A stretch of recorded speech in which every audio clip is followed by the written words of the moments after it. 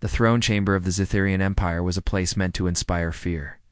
Vast columns of blackened stone rose into shadows, lit only by molten rivers of lava that flowed beneath glassy floors. Each step taken upon the obsidian tiles reverberated like a drumbeat, a reminder of the queen's might in the ancient wars her people had fought. Upon the high dais sat Shirax, the unyielding, the alien queen whose name was carved into history with fire and conquest. But on this day, her throne room shook, not from ceremonial drums or the march of soldiers, it shook from her fury. Before her, displayed across her massive frame, was her armor, or rather, something that resembled her armor. The queen had worn the ceremonial plates since the day of her ascension, and they had been battle-worn long before she was born. Cracks had spread across the chestplate. The greaves had shattered in several places, and the gauntlets bore scars from weapons that no longer existed. It was said the armor carried the spirit of her ancestors, that to alter it was sacrilege against the entire lineage of Zitherian rulers. Yet here it stood, gleaming, polished, whole. The fractures were gone. The jagged breaks had been seamlessly joined. The plating shimmered with a metallic brilliance that seemed impossible for such an ancient relic. It no longer looked like a relic at all, it looked reborn. The queen's talons scraped furrows into the floor as she rose to her full towering height, eyes glowing like molten suns. Her tail lashed violently, knocking aside a pillar as though it were made of paper. Who has dared touch what is sacred? Her voice thundered across the chamber, echoing endlessly in the cavernous space. Servants and soldiers alike threw themselves to the ground, pressing their faces to the obsidian floor. None dared meet her gaze. To touch the queen's armor without permission was not merely an insult, it was punishable by death. It was an affront to the ancestors, a challenge to the sanctity of her rule. The nobles lining the chamber trembled, each fearing that suspicion might fall upon them. Shirax stalked down from her throne, each step resonating like the fall of a warhammer. She raised her claws, flexing them with deliberate menace. Who repaired my armor? She roared again, her voice reverberating until banners fell from the walls. The very foundations seemed to quake under her wrath. Step forth, or I shall slaughter this entire court until the culprit is revealed. The silence was suffocating. Her generals, warriors who had spilled oceans of blood in her name, did not move. Artisans and smiths, those rare few allowed within the court, pressed themselves flat to the floor, desperate to escape her notice. To claim credit or guilt was to invite certain execution. For long moments, only the crackle of molten rivers filled the hall. Shirax's breathing was heavy, her rage nearly uncontrollable. No one dared speak. No one dared move. And then a sound. Small, soft, a single pair of footsteps echoing through the vast chamber. From the shadows at the back of the court, a figure rose, small, fragile, not armored, not adorned with scales or claws or ceremonial garb, a being out of place among towering Zitherians, a human. Marcus Hale stepped forward, simple clothing stark against the grandeur of the hall. His shoulders were squared, his steps deliberate, though to the watching aliens he seemed laughably fragile. At least 6 heads shorter than the queen, with no claws, no scales, no natural, armor-only flesh. Bone and resolve. A collective gasp rippled through the chamber. Even the queen froze for a heartbeat, stunned at the audacity. When Marcus reached the center of the hall, he lifted his head. His voice, though quieter than the queen's thunderous roar, carried through the chamber with a clarity that silenced all else. I did. The words hung in the air like a blade. Zitherians recoiled in disbelief. Whispers surged, tails lashed nervously. No one could comprehend what they had just heard. A human one of the so-called Deathworld apes, tolerated on the fringes of the Empire, had confessed to touching the sacred armor. The queen's eyes narrowed, twin furnaces of fury. She descended upon him in a blur, her shadow falling across his body like a storm cloud. When she spoke, her voice was low and venomous, each word dripping with the promise of violence. A human dares touch my sacred relic. Explain yourself, fragile one, before I rip you apart. The court held its breath, watching as one small creature stood beneath the towering fury of their queen. None expected him to survive the next few seconds. And yet, Marcus Hale did not bow. He did not cower. He simply looked up into her burning eyes, steady and unyielding, as though facing not a goddess of war but merely another problem to be solved. The moment stretched. The fate of one Menand, perhaps more balanced on the edge of his next words, the throne chamber, remained frozen in stunned silence. The audacity of the human's confession still hung heavy in the air, like a blade suspended above the entire court. No Zetharian dared breathe too loudly. All eyes were fixed upon Marcus Hale, the small, soft-skinned outsider who now stood beneath the looming shadow of Shirax, the unyielding. The queen's massive frame leaned forward, her obsidian claws flexing with restrained violence. Her armor reborn, gleaming, seemed to pulse faintly in the lava light, as though mocking her rage. Her fangs glistened, sharp enough to pierce steel. She could have ended Marcus in less than a heartbeat.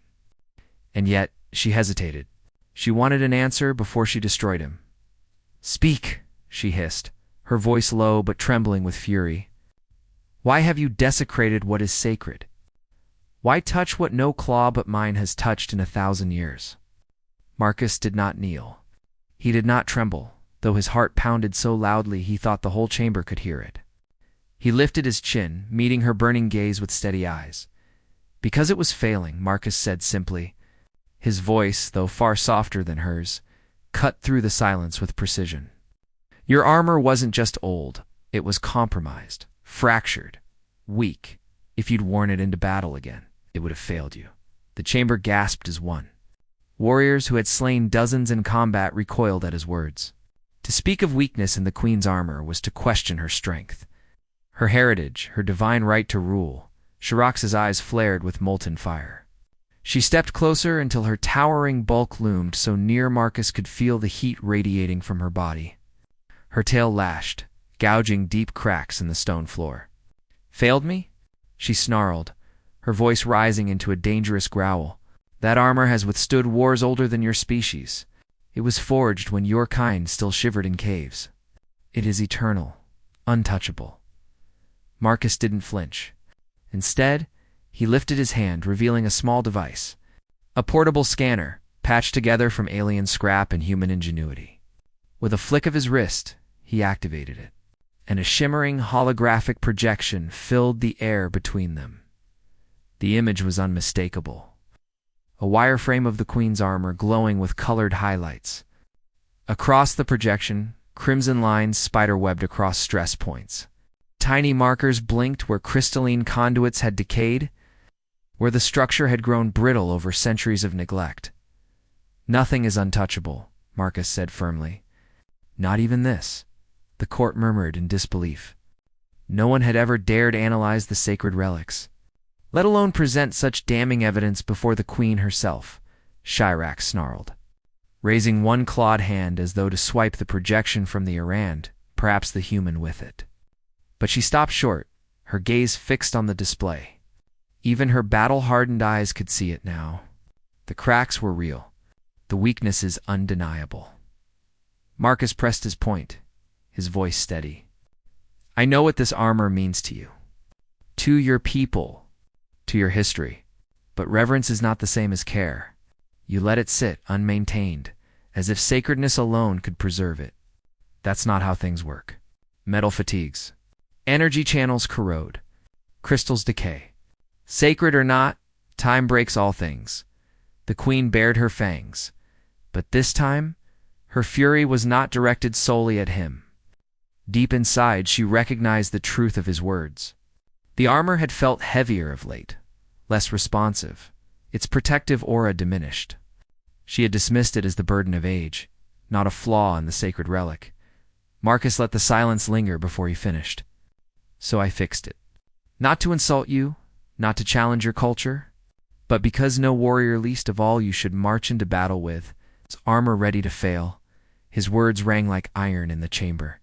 The nobles shifted uneasily. For them, humans were weak creatures, frail, fragile, incapable of surviving without the mercy of stronger species. Yet this human stood before their queen unarmed, unarmored, and utterly unafraid, speaking truths none of them would dare. Shirax's tail struck the floor again, sending shards of obsidian flying. "You presume much, ape," she growled. "To think you could see what I could not?"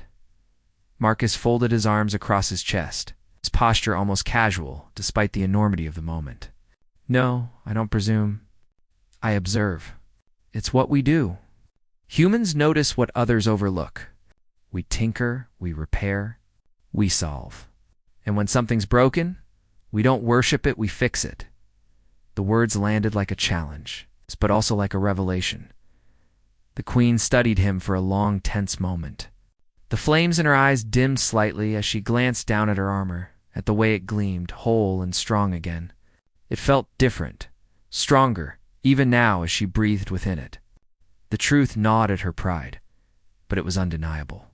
For the first time in centuries, Shirax the Unyielding was forced to acknowledge something she had never considered. Strength might come not only from the fist that breaks, but... The Tetha Queen's chamber was steeped in silence. For long, drawn-out moments, the only sound was the bubbling hiss of molten rivers beneath the glass floor. Thousands of eyes watched, every noble, soldier, and attendant holding their breath, waiting for the explosion of violence they believed inevitable. Shirax, the Unyielding, stood above the human, her fangs bared, her tail swaying like a predator, ready to strike. The holographic projection of her armor's weaknesses still shimmered in the air, mocking her pride. It was true. She could not deny it. The relic she had trusted for centuries had been crumbling beneath her very claws. And only this fragile outsider had dared to name the truth. Her pride screamed for blood. Yet some deeper instinct whispered of opportunity.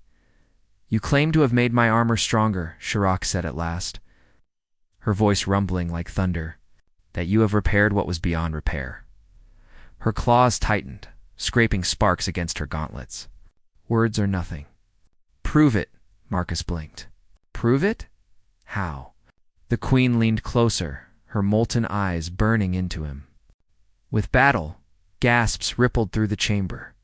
The queen's word was law. If she declared a duel, there could be no refusal. The human engineer's fate seemed sealed. Marcus's jaw tightened. He wasn't a warrior. He wasn't trained to fight gods in armor. But his eyes flicked to the queen's gleaming plates, to the joints he had reinforced, to the crystalline conduits he had carefully restored. This wasn't about him. It was about the armor, about whether his work could stand up to the wrath of its owner. He exhaled slowly and gave a single nod. "Fine, I'll face you." The court erupted in disbelief. A human facing the queen of the Zetherian Empire? Madness. Some laughed nervously, others whispered wagers on how many seconds the ape would survive. But Shirax was already moving. With a roar that shook the chamber, she leaped backward, her claws sparking against the obsidian floor as she raised her arms. The ancient armor shimmered, its reforged systems humming with renewed power. She had worn it in countless battles, but never had it felt so alive. Marcus stood alone on the floor of the chamber, his heart hammering in his chest. He had no weapon, no armor, no chance of victory, but he had something else knowledge. He knew what he had done to the armor. He knew its limits better than anyone alive, perhaps even better than Shirax herself. "Prepare yourself." "Human," the queen growled, her tail cracking the air like a whip. "If your work is worthy, you will survive a moment longer than expected. If it is not, you will die swiftly." Marcus swallowed hard. "Not exactly reassuring, then," she charged. The queen moved like a thunderstorm made flesh, each step shaking the ground, each swing of her armored fists a blur of lethal power. She struck downward, claws aimed to crush him into the floor. Marcus dove to the side, barely escaping the impact. The ground shattered where she had struck, chunks of obsidian spraying across the hall. The court roared in excitement, hungry for blood. Shirax lifted her arm, glancing at the gauntlet. Normally, such a strike would have left cracks spidering across the plating. But now? Nothing. The armor gleamed unblemished, dispersing the force with perfect efficiency. Her eyes narrowed in surprise. She struck again harder. Marcus stumbled back, ducking beneath the swing, feeling the wind of her claws as they passed inches above his head. Sparks flew as her gauntlet slammed into the stone pillars. Yet once more, the armor held. Not a dent. Not a scratch. The queen paused, her breathing heavier, her mind racing. She could feel the difference. Where once her armor had been heavy and brittle, now it was strong, responsive, almost seamless with her movements. This was no illusion. The human had truly reforged it. Marcus scrambled across the floor, narrowly avoiding another devastating strike.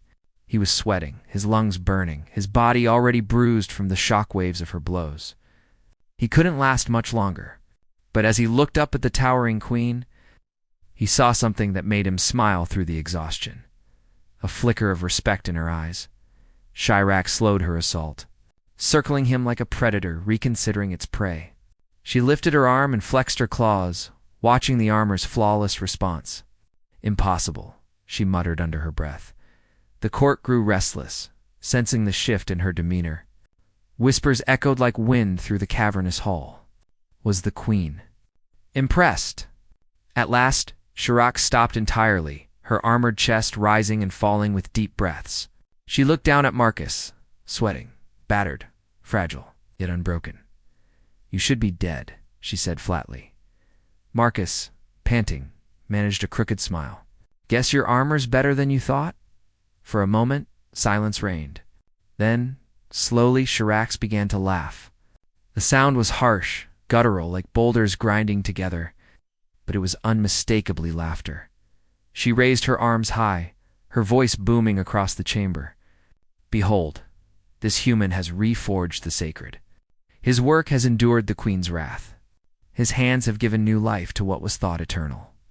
The court erupted in disbelief. Some hissed in outrage. Others fell to their knees in reverence, unsure of how to process what they had witnessed. But none could deny the truth. The armor was stronger. And the human had proven it. Chirac turned back to Marcus, her expression unreadable. For the first time in centuries, she had been forced to acknowledge not just another species, but their strength in ways her empire had long forgotten. The duel was over, and the humans still lived. The echo of Chirac's laughter rolled through the throne chamber like thunder, rattling the banners that hung from the high obsidian pillars. It was not the cruel laughter of a conqueror mocking the weak, nor the derisive cackle of a predator savoring a kill. It was something far rarer, genuine amusement, edged with awe. For the first time in centuries, the court heard their queen laugh with life instead of scorn. She lowered her arms, the glow of molten fire in her eyes dimming to an ember's warmth. Slowly, deliberately, she approached Marcus, who remained standing only by sheer will. His chest heaved with every breath, his clothes torn and dust-stained from the duel. He looked utterly breakable next to her towering form, yet he had not fled. He had not begged. And his work had stood the test of her fury. Chirac stopped before him, her shadow engulfing his smaller frame. The entire court held its breath, uncertain whether the next sound would be a declaration of honor or the crack of bones then. To their astonishment, the queen extended her clawed hand not as a weapon, but as an offer. Marcus blinked, then slowly reached out. His human hand, small and fragile, was enveloped completely by her armored talons as she pulled him upright. He swayed but stood, meeting her gaze without lowering his head. "You are no warrior," Chirac said, voice lower now, carrying less fury and more weight. "Yet you wield something more dangerous than strength. You wield the power to make strength. Endure." Marcus gave a weary smile. "I'm no warrior. I'm a fixer, a builder. I just see broken things and I want to put them back together."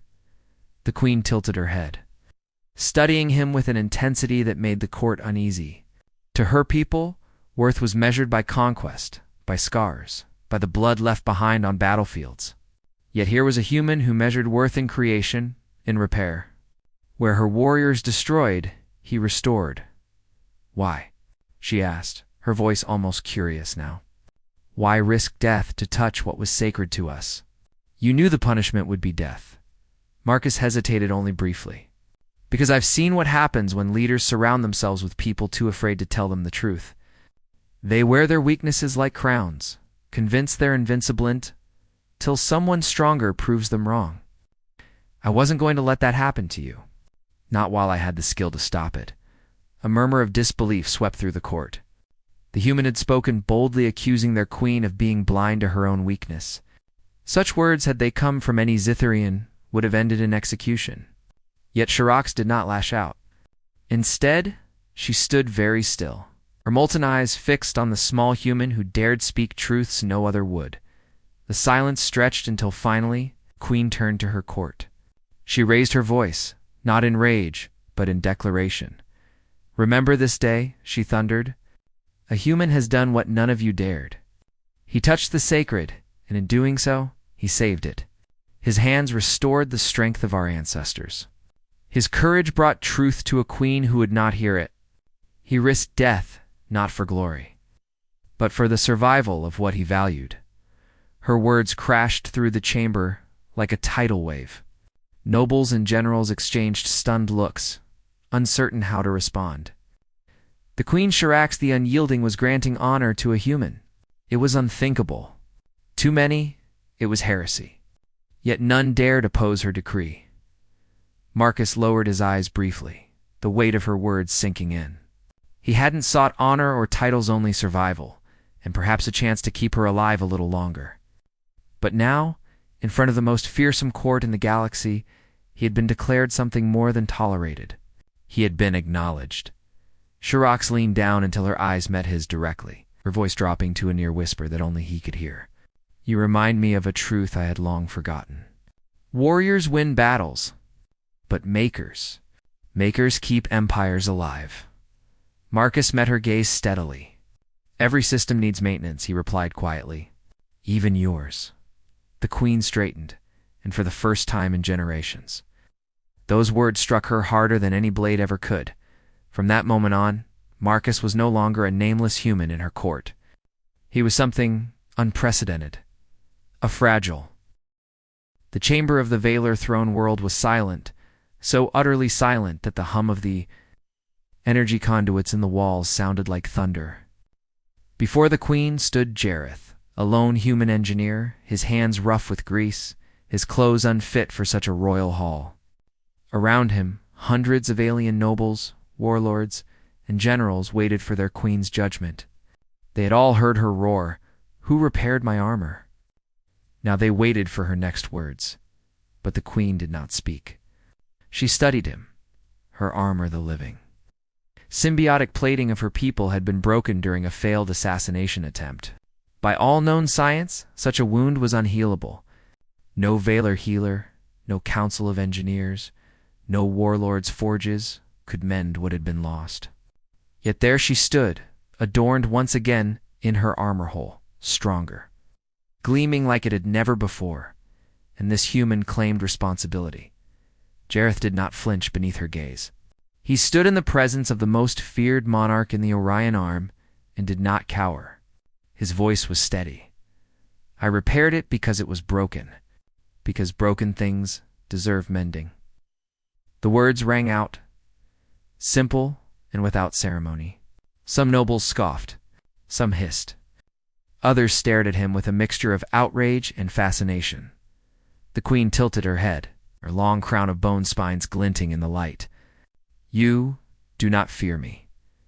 Jareth's lips curled slightly. Fear wastes time. I fix things. That's what I do. A ripple of shock moved through the chamber. Never before had one spoken to the queen with such disarming plainness. Warlords who had commanded fleets would stammer, choke, or bow until their knees cracked. But not this human, and the queen laughed. Not the cruel laugh of a tyrant, but something different, an unrestrained sound that rattled her throne room.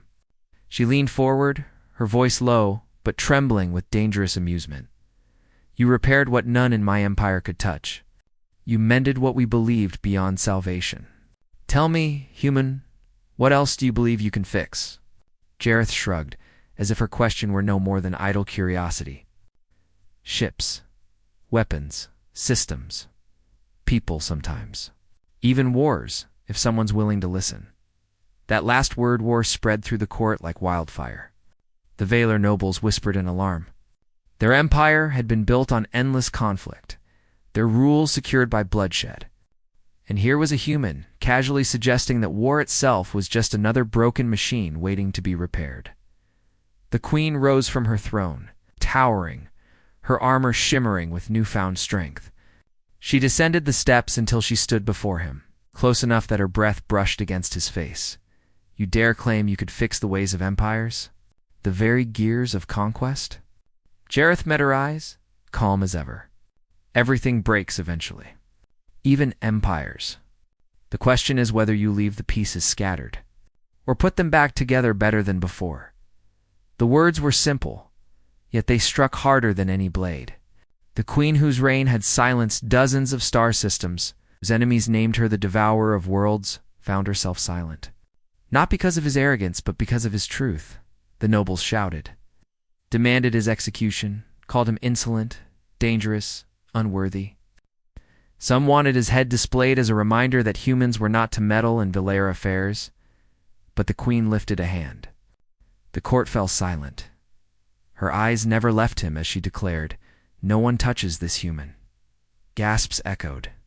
The queen's next words carved themselves into the history of the galaxy.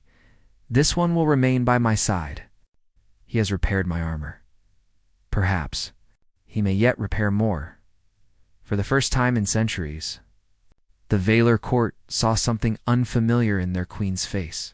Not rage, not triumph, but the faintest flicker of curiosity. Jareth bowed not deeply, not as a subject, but as an equal, acknowledging respect where it was given. "Then I'll need tools. And time." The queen laughed again, sharp and dangerous. "You shall have them." And so it was written in the annals of both Valar and human memory. The day an empire paused, not for a fleet, not for a weapon, not for a warlord, but for a single human engineer. A man who, when asked why he had dared to repair the impossible, answered with words that echoed across the stars because it was broken. And broken things deserve mending. From that day forward, the galaxy watched the Valar Queen differently. For at her side stood humankind as slaves, not as subjects, but as the ones who could fix what the galaxy believed unfixable, and every empire that had laughed at humanity's smallness, every council that dismissed Earth as insignificant, began to wonder with unease, if a human could mend the armor of the alien queen, what else might they mend or break?